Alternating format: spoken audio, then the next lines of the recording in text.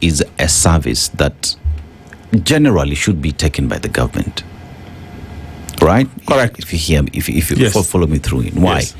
Because this citizen is leaving their home to go to work, to get that money, to pay taxes back to the government.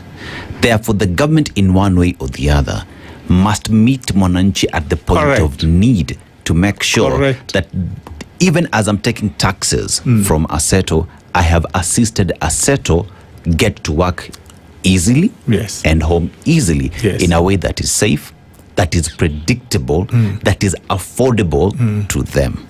Now, the biggest driver of these sector that you're talking about is fuel.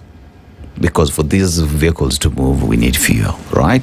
And with that, then, one would assume that there are conversations between Matatu operators with the government on how we can help address cost of transport by addressing the cost of fuel. That means if the government looks at, I don't know how it would go about it, because the government needs taxes, granted, right? But you look at the taxes in the petroleum industry, in petrol and fuel, it is so high. Majority of what is collected is taxes. Should that be the approach that the government looks at?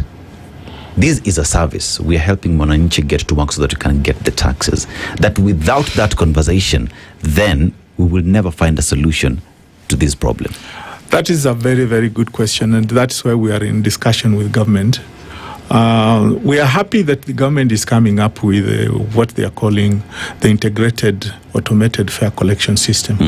The integrated fare collection system will now try to relate to what you see in other countries and how the pricing in other countries are done, because it is like introducing an app equivalent to what they are doing for the public transport sector. And why the government needs to do that is that it's incumbent to the government to ensure that the cost of travel is reduced, because it is one of the highest components. In some studies have shown that in some households, they use up to 47% of their household income on transportation. Let's take somebody who stays in Kitengela. He has got to use a matatu, 50 shillings. He comes to the stage, he comes with 110 or 100 and something to the city, and is going to Westlands. Yes. And then in Westlands, he has to do a walk of some sort. So you find this person is paying a lot of money. But if we had a scheduled service, for example, that is coming and connecting all the way to Westlands, this would become much cheaper. So there are certain interventions that the government is supposed to put in. One is the automated fare collection system. The automated fare collection system enables you, for example, to know the aggregate number of the passengers in the metropolitan area.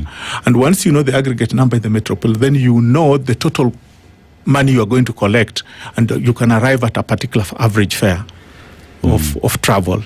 And then if you do scheduled services and people are traveling from one point to another, you can now contract an operator, Super Metro or Kenya Bus, and tell them, you are going to operate this route. We want you to have 20 buses on this route. They'll go at five frequency of 5 minutes. 5 minutes, yeah. And that way, you only need to give us how many kilometers did you operate. And because we have the aggregate, then we pay you per kilometer of operation. How do you fund that port? The fares go into that port. You can now pick other models. For example, the people who are congesting are small cars. The parking fees, a bit of it goes to that. You can take a bit of fuel level, add into that pot. You can take green funds, can come. There is something with land value capture. Thika Road land property was not good. Carbon credits. Oh, now you understand. Carbon credits. You put all this money into this pot and be able to provide a very cheap service to the commuters. That is how it is done. It is so easy. Everybody's doing it. Why can't we do it?